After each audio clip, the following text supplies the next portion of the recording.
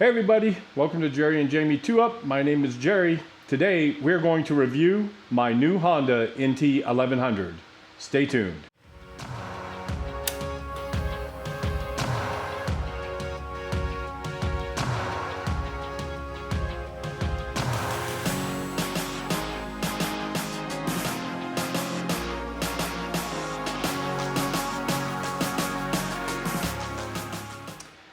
Well, folks, I bought the this 2025 Honda NT1100 on June 11th. It has over 4,000 miles on it now. I think it's like 4,318. It's been to Washington, Oregon, Colorado, New Mexico. We've had it on the road a little bit, so it's been getting its due and been out being used. And so far, we haven't had any issues. We did have a flat tire. Had to plug that in New Mexico. But other than that, that's the only thing we've had. And we are getting ready to go to another trip next week. We leave on Sunday. So tomorrow I'm getting the Mutants put on the NT1100. These have, like I said, about 4,500 miles on them. And I want to make sure I have plenty of tire for this trip because it's going to be another 2,500 miles. So for those of you who aren't familiar with the Honda NT1100, this is the first year it's come to the United States. In the UK, it's been around for about 4 years. It's very popular over there. And over there, it has a few more trim packages that you can have. So you can get an electronic suspension version in the UK, which is brand new this year.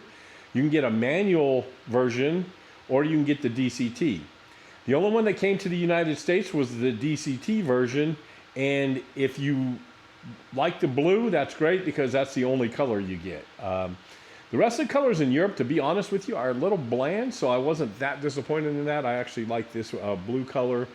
But so it's not a new platform. It's been around a while. A lot of people like it. I belong to a couple forums, and they're mostly dominated by folks across the pond, and they seem to love this machine. So when I purchased it, I knew I wasn't buying a first-gen motorcycle. So I did get the, like I said, this is the DCT version, which has enough controversy in itself, and we're going to talk about that a little bit too.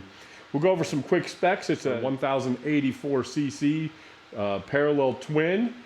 This is the DCT version. There's show of manually adjusted shocks front and rear. It's got a 32.3 inch seat height. With my Airhawk, it's probably 32.5 or 33.6, kind of like my Versus was. It's got a 5.4 gallon gas tank and a steel gas tank, which I love because my tank bag is actually magnetic, and I really like this Core-Tech tank bag, so I'm glad that it could fit. 547 pounds, so it's about 25 pounds lighter than my Versus was. And Honda doesn't put out horsepower numbers, but everything I've read looks like 100 to 105 horsepower. With a gob, is that a word? With a whole bunch of usable torque. So that's kind of the generic specs for the bike. Brakes, we'll go into that a little later. Ergonomics, the seating position's really good. I like the way that when I'm sitting on it, I'm very flat-footed, but I'm 6'2", 270 pounds, so I'm pretty much flat-footed on any motorcycle for that fact. But I like the way my feet feel when I'm sitting on the bike. I don't feel like I'm reaching forward for the handlebars. I don't feel like I need to have any bar risers. My legs have not bothered me at all on this, so I have to say I'm not disappointed with that. And the seat is okay. Add the Airhawk and it was fine. So I'll be keeping the seat until the comfort seat we can get that here in the States because Jamie does not like her pillion seat at all. So. But other than, for ergonomics, the bags, we were a little concerned about. So a lot of the bikes we looked at, when Jamie would sit on the bike, her legs would hit on the front of the bags. These do not. It conforms very well. It did come with the regular metal foot pegs on the back. We added the comfort pegs, as you can see there, and she's really enjoyed that. There's not any buzz in this bike. But it allows her a bigger footprint to get her foot on it and lift her leg over and do all that, because we also have the 50-liter top case as well. we're going to go into the bags and the top case a little later. I'll talk to you about that a little later. On the freeway, this thing is a dream. It's so smooth, rattles around, 80 miles an hour. You're under $4,000. It's silky smooth. The windscreen, a lot of people complain about the windscreen, and it is not the easiest to adjust, but it's also not the hardest.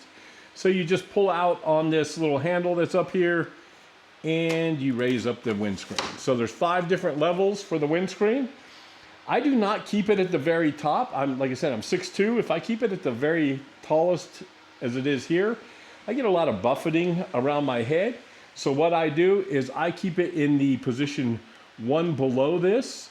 So I just drop it down 1 and I leave it there to ride with. So, but again, I wouldn't recommend you do this while you're riding, and I'm sure that's why Honda did it.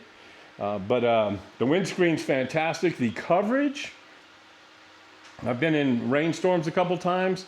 The coverage of this bike is incredible. Very, very good. These little wings that they have up here. So if you noticed on the handlebars, there aren't any hand guards. These little wings, I guess, whoever the engineers were at Honda, they're geniuses. This really keeps the air off your hands, and even when using the heated grips, it works fantastic. These little wings they look a little odd, but they work very, very well. Sorry, I keep glancing down at my notes here. It gets about 48 miles a gallon to 50 on the highway, which is fantastic. I never ride it in what they call D mode or drive mode. So I'm always in sport mode or manual, so I'm sure that's the reason that it doesn't get as good a gas mileage as I see on some of the guys online. For city riding, it's very, very good. A lot of people complain, and I don't know if it's a complaint. I think it's just not being used to the DCT at slower speeds. You do have to drag the rear brake when you're doing a U-turn, but I mean, I go out and practice in parking lots, and I can easily do a U-turn as tight as any motorcycle I've ever had. You just have to get used to dragging that rear brake a little bit. Not a big deal at all, and it's nothing for me, to be honest with you. There is a little bit of heat. I don't know if you noticed down below, but if you look down below, there's like these little foot guards down there, and if you're just sitting in traffic, it gets a little warm, especially when the fans kick on, but it hasn't been crazy. It's been extremely hot here, and it's not unbearable. Nothing like my C14 was when I first got my 2008 C14. That thing was brutal hot. But yeah, in the city, it does great. And again, it's very nimble. I love the fact that you're not sitting there holding the clutch in. It just, you can't stall the thing. I've never stalled it, and I don't know anybody who, you just can't stall it. It's a freak of nature. The only thing you do have to be careful for is when you park it, you do want to make sure you put the little parking brake. There's a parking brake up here. I'll put some little B-roll in there for that. Basically, it's just a little lever on the back that keeps it from rolling forward and back. So I do know on my last trip, I had to be reminded to take off the parking brake from time to time. As you all know, I ride with Jamie a whole lot, and she's rode on this about probably 600 miles or so, 700 miles, and her biggest complaint is the rear seat. She says it's just very, very hard. She likes the handrails and how they flare out. She likes being able to have plenty of room here. She is a little tighter when you put the top case on because of the pad. She's a little closer to me, but it's not that big a deal. Once she understood how to get on and off with that on there, she's been fine. So again, she hasn't complained too much. And with the new comfort pegs, she's happy as can be. And we look forward to many, many miles together on the NT. On twisty roads, this thing is a dream. I'm not going to go into the DCT a lot. Well, you know what? We will. So the DCT, dual clutch transmission, right, is been around forever for Honda. This is about the 15th year they have it. There, it's on the Africa Twin, on the Gold Wings. So basically what it does is if you're in second gear, third gear is ready to go. so it just kind of slips right in. It is so smooth, folks. I can't shift as smooth as this bike shifts.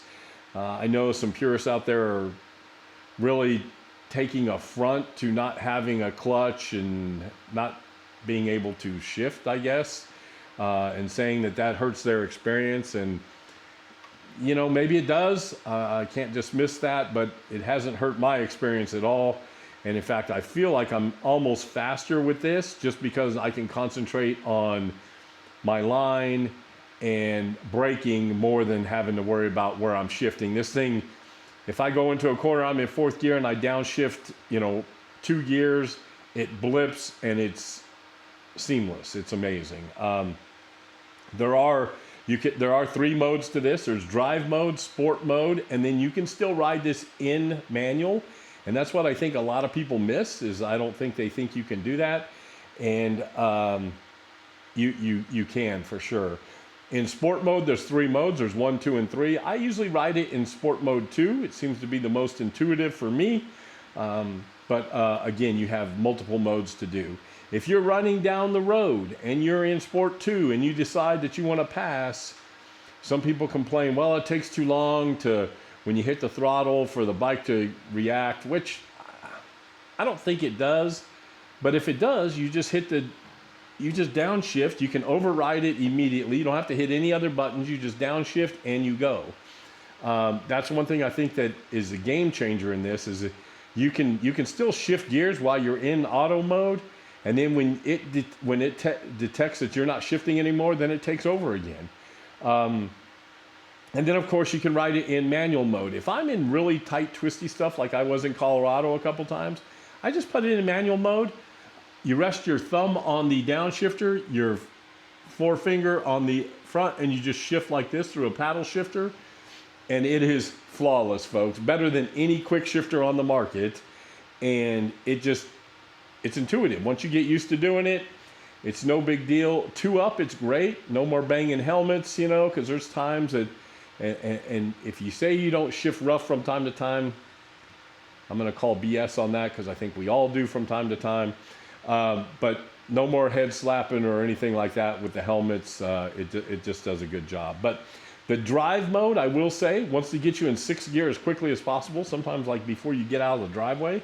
That's a joke, but it's pretty close. So I very rarely use drive mode. The only time I use drive mode so far is when I'm just on the highway in cruise control, and it seems to really help the gas mileage. And with this, you can go 240 to 250 miles on a tank of gas. Plenty enough for most people. I don't go nearly that long on I'm off the bike every hour and a half. I'm not into grinding it out. But you can if you want to. So we'll go back to twisty road. So this thing was a blast in the twisties. I just manually shifted. Never had an issue. I will say the only time I did have an issue was I guess I put too much pressure on my thumb and I downshifted when I didn't want to downshift. Thank God I was in a straightaway. It just freaked me out because, of course, now you're downshifting, you're going 60 miles an hour and you're in 2nd gear. So the bike itself is the motor's incredible. And I think that's what makes this motorcycle. The brakes are very, very good. In the front, there's a dual 4-piston, 310 millimeter brakes up front. And in the back, you got a 256 millimeter single piston in the back, along with the parking brake. But the brakes have been great. There is a little dive when you're riding extremely hard. But the thing is, it doesn't do the pogo stick. So I never had an issue, and it never felt like the bike was out of control. Now, I will say in the twisty stuff, 95% of the time it was great and never had an issue. That 5% when you're really, really pushing it, the suspension seems to wallow a little bit. Nothing crazy or nothing that was unsafe, but I could tell that it was moving around a little bit. But again, call it LOT, lack of talent. I'm never going to push this thing 100%. And so I'm okay with that, and it's been great. Like I said, the suspension's been great. You can adjust it manually on the side. There's 35 different clicks on the rear. I think I've got it on 24 for me. by myself, and I bump it up to 28 when Jamie's on and the baggage, and it works fine. Electronics comes with heated grips, comes with cruise control.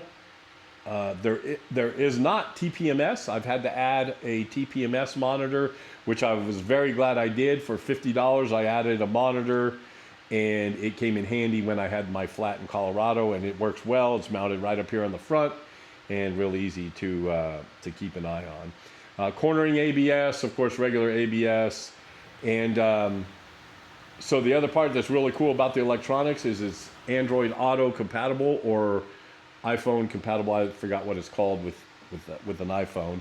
Now, there are some complaints that people say, well, you got to plug your phone in so you're tethered. There is a way to avoid that. I just bought a wireless controller. The wireless controller's plugged in.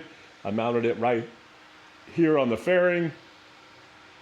My phone connects, and I can still keep my phone up here, but I don't have to be tethered, or I can throw it in my tank bag if it's raining. So no problems whatsoever there.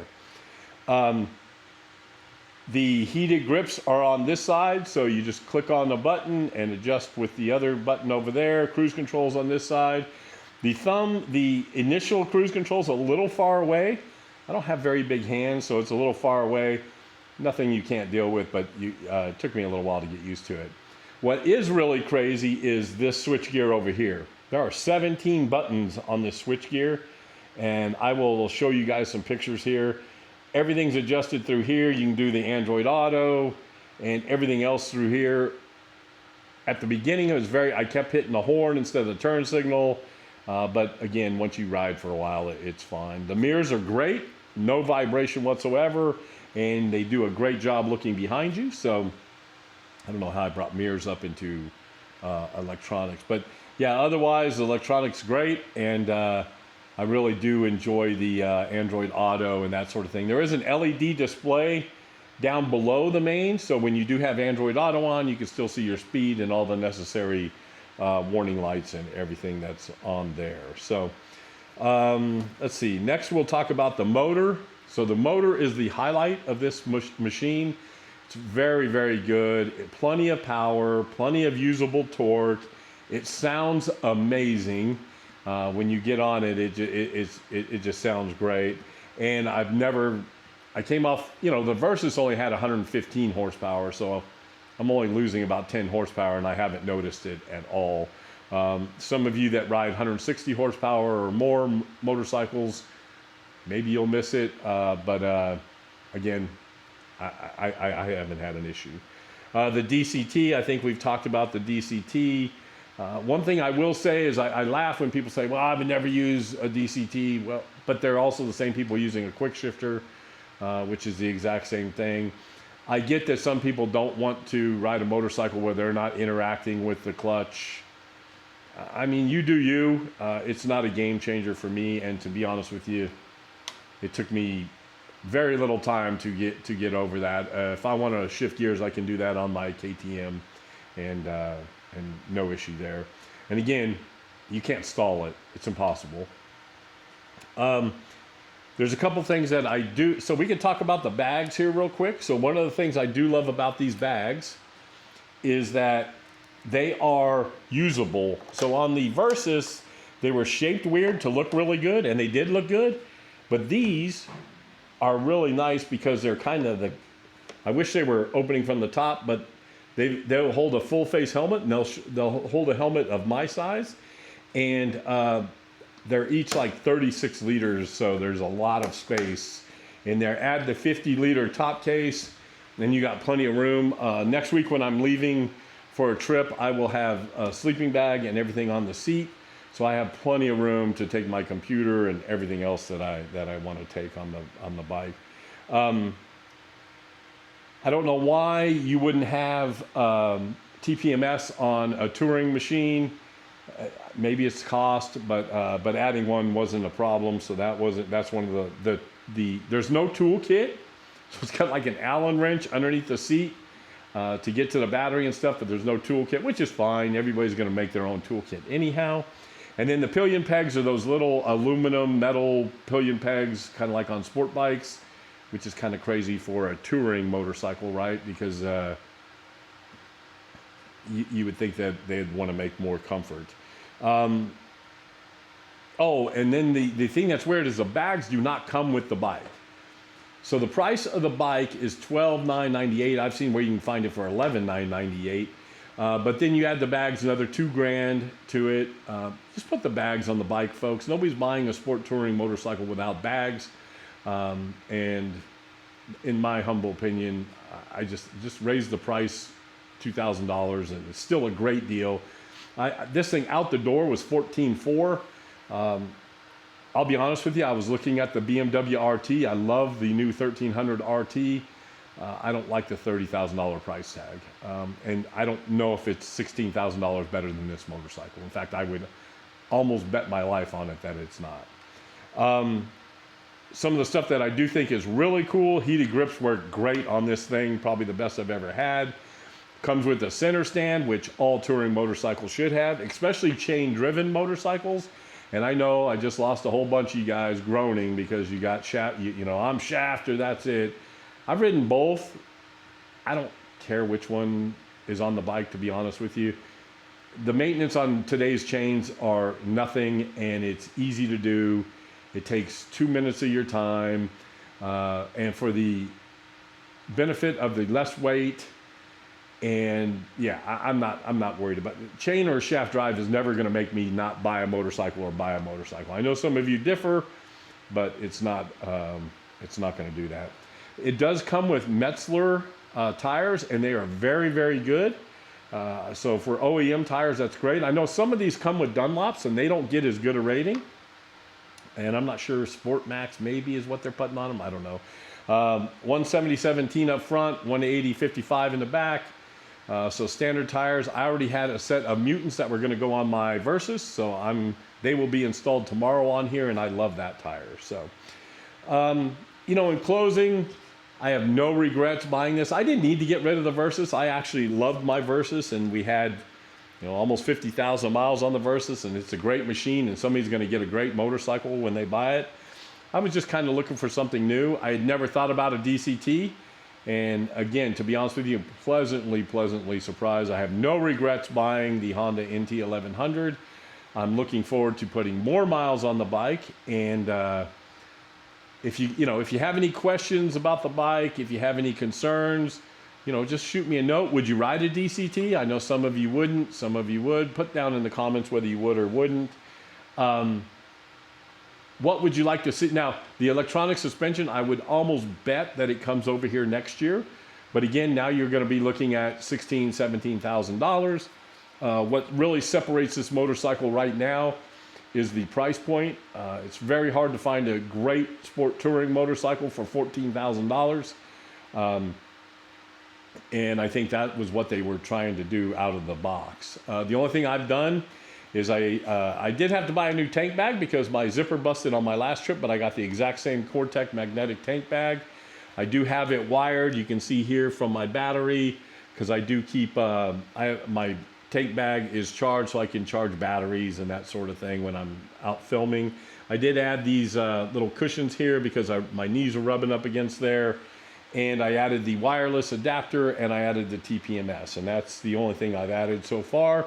I'm not going to change the pipe. It sounds amazing. Oh, I did put my Airhawk on here. And we will get the comfort seat when it comes out, just because I think it'd make Jamie a little more comfortable. But folks, I'm very, very happy. 4,813 miles on it right now. I think that's what I had. And no regrets whatsoever. So tell me what you think. Oh, go check out, I'll put in the description, Zach from Revzilla did his ride review of it. And Canyon Chasers did theirs on the DCT. It's kind of cool getting their perspective. So folks, tell me what you think. If you like what you see, ring the bell, do all that YouTube stuff. Really do appreciate it. We're at almost 1,300 subscribers, so really do appreciate you guys helping us out there. I will be doing a few more videos on setting up for camping and all that here in the next couple days. And I'll also take you guys along on my next trip going back to, I'm going to go to Deals Gap, head over to Marietta, Ohio for a motorcycle rally, ride in West Virginia a little bit. Then I'm going to head over to the BMW RA rally in Athens, Ohio, and I'll be back home. I'm going to camp the whole time when I'm not couch surfing on friends' couches. And so I'll bring you along for that trip. I'm almost done with the Colorado and New Mexico trip, so I'll have that video out soon too. So again, I appreciate your time, everybody. And until next time, be safe, be kind, happy motorcycling.